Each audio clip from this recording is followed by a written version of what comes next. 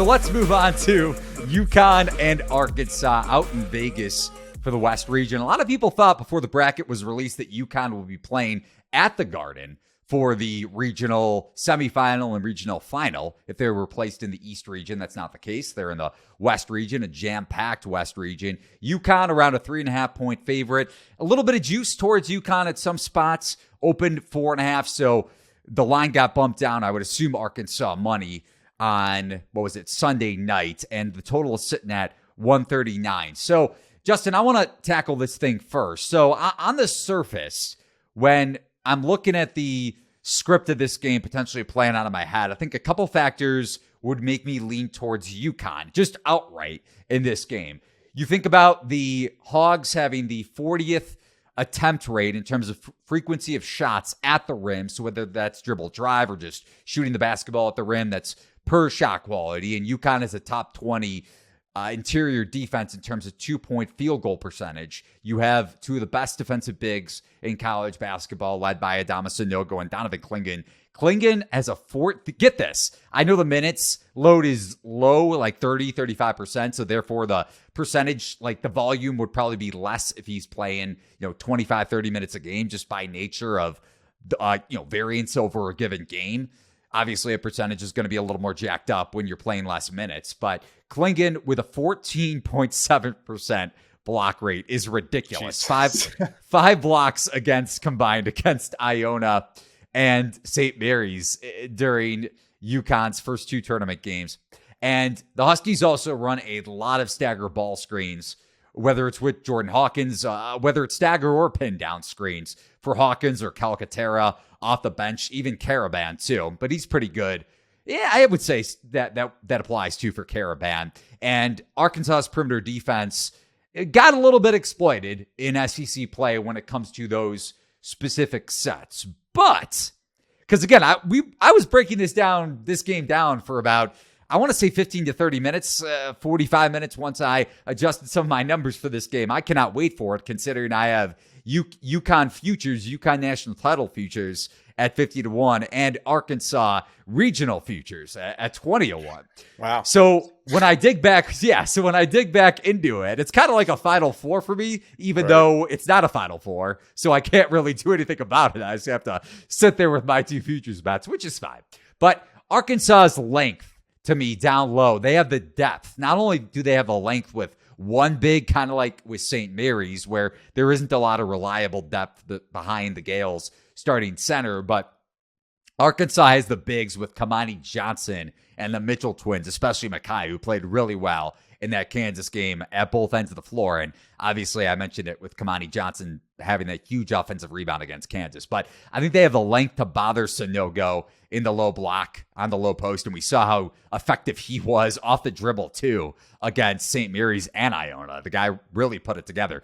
But UConn also turnover issues. They didn't really come into play, even though UConn had 14 against St. Mary's, just because the Huskies were truly dominating that pace. Tristan Newton had 4 turnovers against St. Mary's. UConn was able to limit their turnovers against Iona. I believe it was under double digits, somewhere around 9. But this Arkansas pressure D, very good at forcing turnovers per KenPom. And Devo Davis, it's not just Davis, who's a very good on-ball defender in his own right. Jordan Walsh proved a lot to me in that Kansas game, again, especially running around, shadowing Jalen Wilson for much of that second half. And Anthony Black was shadowing Grady Dick for a lot of the second half too. Now, when UConn gets in transition, similar to when Kansas got in transition, it's a little bit different because then you get mismatches or potentially you get Hawkins freed up. But if Arkansas is able to keep UConn in the half court more because their own defense is disruptive,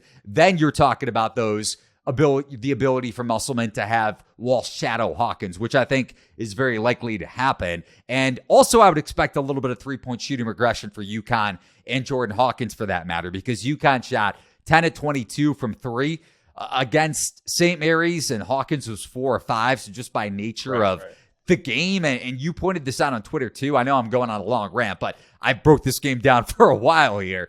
And you mentioned this on Twitter, Dukas going down for St. Mary's played a big role in that game, probably more so than the average bettor or the average viewer would lead to believe, just based on the way UConn dominated in transition in the second half. I know Hawkins being in foul trouble over the first 30 minutes played, or 20 minutes played a bit of a role. The one thing I do want to say, because people might say UConn could shoot very well in the Sweet 16, just that doesn't mean they're going to shoot poorly just because they had a good game. Going back to the Sweet 16 last year when Arkansas took on Gonzaga, because you guys pointed this out on shot quality in that game. Gonzaga, or you weren't with the company, but I know Simon did. Gonzaga shot 5 of 21 from 3 against Arkansas in the Sweet 16. It happens. Variance happens. And I'm not saying that I'm capping solely off variance, but if Arkansas is able to keep UConn a little more in the half court and not let Jordan Hawkins loose on those transition possessions for UConn, I think you're more than likely not going to get variance for UConn's three-point shooting. So with that being said, Arkansas turnover issues could come into play. But the other area that I do think Arkansas's offense will have an advantage in, or I guess the first area that I'm rolling along here with, is mid-range, because that's a bit of a liability for UConn's defense. And you think about how well Devo Davis and especially Ricky Council, shot in the mid-range in the second half of that game. I think they're able to exploit UConn's defense there. The other key is, how is this game officiated? Because that's going to be a huge key in terms of who gets assigned to this game, because UConn ranks number 319 across college basketball in opponents' free throw rate, and Arkansas with a top 25 free throw scoring rate. Or just free throw rate in general. So if they're able to get to the free throw line, that could very well come into play. So that's kind of a variance thing too, but it also points back to metrics. Actually, 2 more points here, Justin. Then the floor is yours for as long as you want. Oh boy. Let's go. Eric Musselman, I don't think it's as big of a coaching advantage as another matchup I'm going to bring up later on in terms of the Sweet 16 games, but I do think prep-wise, Musselman has the advantage over Dan Hurley. Not as much as 2 days of prep, or I guess a day of prep from the round of 64 to the round of 32 facing Norm Roberts and not Bill Self, but I do think I would give Musselman the edge there, back-to-back Elite Eight appearances for the Hogs. And the last variable that no one is talking about, man, and I know UConn has some very good defensive guards, but Arkansas is in the Sweet 16, and they have gotten nothing from Nick Smith Jr. Nothing. If he does anything in this game, I think Arkansas has a very good shot to go to the Elite Eight. So the floor is yours, whether you want to hate on my comments or agree with some or however many you want. I think you've made some really interesting points. There's a couple I definitely want to touch on. I think the biggest one for me with this game, though, is the stuff at the rim, right? So you mentioned it. Arkansas goes to the rim the 40th most in the nation per our understanding of their distribution, 22nd in terms of converting those attempts, and UConn's 16th in terms of defending them. So this game really feels like it's going to be won at the rim. Whoever can be a little bit more effective, getting the proper looks, using what they do well to create those looks. I mean, UConn runs a lot of action off of screens. Arkansas is actually pretty good at defending that, so look for that to be an interesting place for the especially UConn. Walsh. Yeah, exactly. Look for a good battle there to see how that screen action for UConn turns into points. That's going to be a big deal. If they can't get buckets off of that, it might be tougher for them.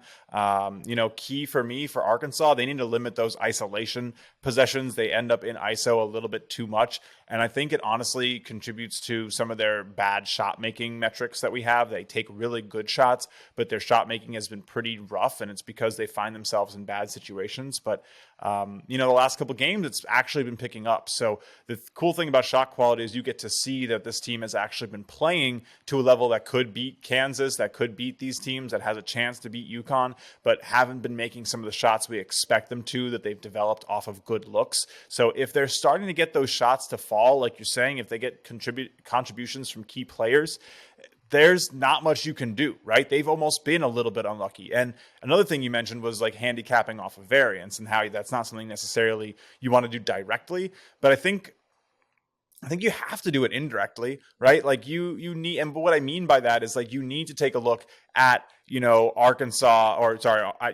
expected to lose the shot quality to St. Mary's by 10 points. That's what we expected. They won that game, probably off that injury. It changed a lot of things, but St. Mary's were developing good shots. They were taking good looks and they weren't hitting. So there might be a little bit of a feeling in the market that UConn is this dominant team. I mean, there were times where it felt like, it was boys versus men out there after the injury for St. Mary's. And that's what happens when you're like, focal point of your offense gets hurt. So I wouldn't be, and I'm not rushing to go bet UConn based on that performance. If anything, I'm hesitating. I'm going to take the points on Arkansas because I do think that you're probably still buying a little bit low on them. I mean, we saw some of that awesome defensive effort. I don't think that's really the defense that St. Mary's brought against UConn. I think there's going to be a bit more of a size challenge for the Huskies.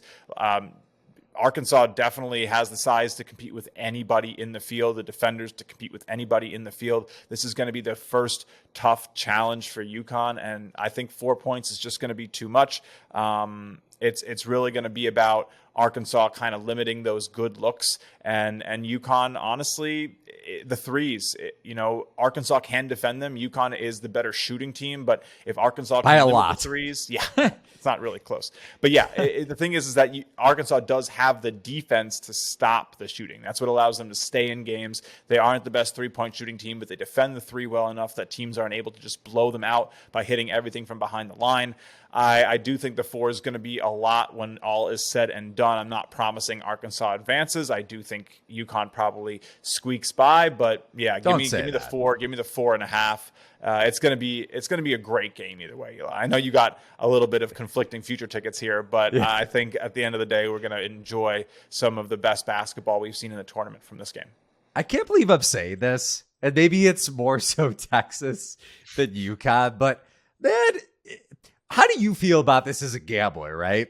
When you bet something in a good, maybe this is just my narcissism, when truly coming out on this podcast, when you bet a future right at a good point, or you do something right in your life at a good point that nobody else is talking about, and then it comes, the big stage, the big dance, and everybody jumps on UConn, and everybody jumps on Texas, and I'm like, hello, Arkansas. Like, let's go Hogs, even though I have these two futures. Any narcissism for Justin Perry?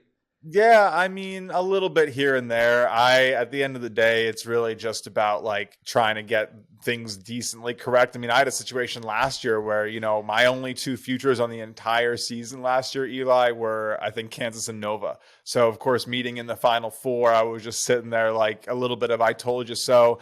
I am on Tennessee this year, so a lot of narcissism there for me. I've been thumping my chest pretty loudly on them, even with the Zakai Ziegler injury, people overblowing that, saying that they don't have one of their best guards. How are they going to run their offense? Like, you got to score on them first. So a little. I try to keep ego out of it. That's the beauty of letting the numbers do the work, is that I try to do as little like emotional handicapping as I can. I just keep the emotions for the results.